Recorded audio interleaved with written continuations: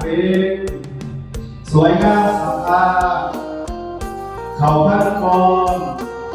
สวยอาจบูชาซาเฮาซาโฮเฮาโฮนะโมนะไทยพาไตรปิฎกยกถึงมาฟังธรรมเรามหาชาขันธ์มาเป็นสวยงามสะอาดเขาพันกรสวยอาจบูชาซาเฮาซาโฮเฮาโฮนะโมนะไทยพาไตรปิฎกยกถึงมาฟังธรรม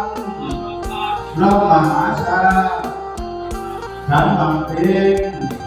สวยงามสะอาดเขาพันกรสวยอาจบูชาซาเฮาซาโฮเฮาโฮนะโมนะไทยพาไตรปิฎกยกถึงมาฟังธรรมเรามหาชา